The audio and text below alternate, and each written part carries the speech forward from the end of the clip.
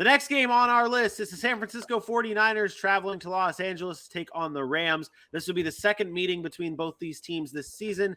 The Niners defeated the Rams early on in week 4, 24-9. Matthew Stafford was sacked 7 times in this game. 7 times for Matthew Stafford. This was a Jimmy G game as well. This was one of the worst games for the Rams, though, in their season, scoring only just 9 points. The Niners here are favorites by 1.5. The over-under 43 here. Rams coming off of their bye, Aaron. Do we expect to see a different Rams team, or are you expecting the same struggling team that we saw before the bye? I mean, they didn't get any players, right? Players are still the same. The offensive line hasn't changed. The players are still the same. They still can't block anybody. They don't have a running game. I think you're going to see the exact same team. But to me, this is just deja vu. Deja vu. Deja vu. Deja vu. Deja vu. It literally is just deja vu. What is it? Deja vu. The Rams and the 49ers have met a number of times. They're in the same division. And all they do is lose.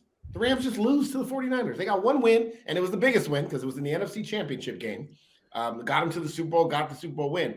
But when it comes to the regular season, they are just outmatched by the 49ers. 49ers are just more physical. The 49ers have won 7 of the last 8 matchups. 7 of the last 8 matchups.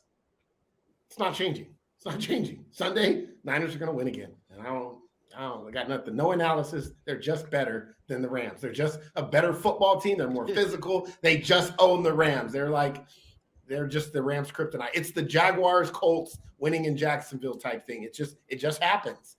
And they're going to win again 27-23. You got me there. Once you brought up the Jags Colts, you got me there. I want to go and change my pick right now. I'm kidding. I'm not going to do that. There wasn't much analysis to that because, I mean, it's just fact. The Niners own the Rams. AJ, let's talk about the Rams. What do they need to do? What do you hope to see from the Rams coming out of the bye? We're using find like something to analyze on. We're using words like hope now. Can they give Van Jefferson new legs? I mean, like you need help. That's all it is. I mean, you need help. What does McVay like? He likes to have a running back by committee. He's got one because Cam Akers doesn't want to play for him, and now you have to hope on Darrell Henderson. What does he like to do with receivers? He likes to have people who can do different things, spread the ball down the field, spread the ball across the field. All he's got is Cooper Kupp. Now, that's a great person to have, but it's still not enough if you keep everything in front of you on Cooper Kupp and stop it. Like, there's not much here, unfortunately. They need a new offensive line because guess what? Nick Bosa is probably healthy, probably going to be there, probably going to be giving hell to this offensive line and Matt Stafford, who's going to be sacked maybe another 8 times. I'm sorry. I want to help you too.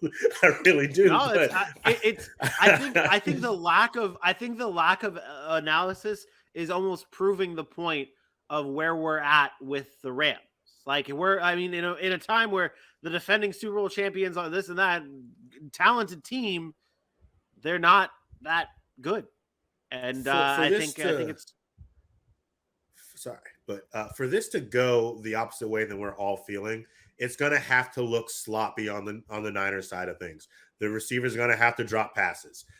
They're not going to convert on 3rd down for some reason. You let the underdog stick around long enough, they start barking. Like that, it's going to have to look something like that. If we come back on next week and we're talking about the Rams winning it, the questions won't be how did they do it? It's going to ask what went wrong. Because to me, that's the only way this is really Jimmy G. Jimmy G is the only way the Rams win this game. Yeah. And it's a bad Jimmy G. So what let's see if I can get something out of this one here from you, Aaron. Christian McCaffrey's first real game, full week of practice, first real game with the San Francisco 49ers this year. What's his stat line? Give me a stat line for Christian McCaffrey here. Get that fantasy team happy. I don't own Christian McCaffrey anywhere. Honestly, it doesn't matter. The reason I don't like answering these questions, Vinny, about stat lines is because the impact he's going to have on the game. No, Christian McCaffrey. Nobody cares about his stat line. They want to know what his impact on the game is going to be. It's going to be huge because the versatility that Christian McCaffrey offers and what Kyle Shanahan wants to do allows them to do more things creatively on offense. I can't tell you how many times Kyle Shanahan is going to hand the ball off to Christian McCaffrey. 12 carries, 75 yards, 5 catches, 63 yards. Who cares? Doesn't matter. You could have given me 31 for 273 and 3 in this game, and then went into your analysis of that, and it would have been perfect. I wouldn't have cared about matter. The analysis of his impact. The analysis is the part. Who cares about the stat line? The analysis is what you want. His impact on this game is going to allow Kyle Shanahan to be flexible and multiple on offense, lining him up in different situations. He is not just going to be in the running back. He is going to play slot. He's going to be on bubble screens. He is going to do everything that they do with Deebo Samuel. And now you have 2 Deebo Samuels. Like or 2 Christian McCaffreys, however you want to put it, which opens things up for George Kittle. What the 49ers are now able to do, I don't think people realize. They have the most versatile offense in the NFL. And that's including Buffalo, and that's including Kansas City, because they have tight end that can play wide receiver, a fullback that can play tight end, a running back that's a receiver that plays running back. Like, they're the only team in the league that can do that.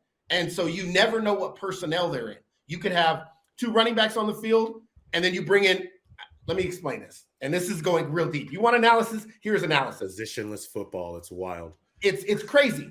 Defensively, you match up to the offensive personnel. You have to react to what they do, right? So if a team comes out with 3 wide receivers, you're taking a linebacker off the field and you're bringing in a nickel back corner, all right? Or a third safety that can play nickel. You can't do that with the 49ers because if you have you could line up in 22 personnel. You could have a tight end, Christian McCaffrey, Brandon Ayuk, and Deebo Samuel, and the defense thinks you're in a base formation. And the next thing you know, you come out 4 wide. All 4 of those guys can run like wide receivers.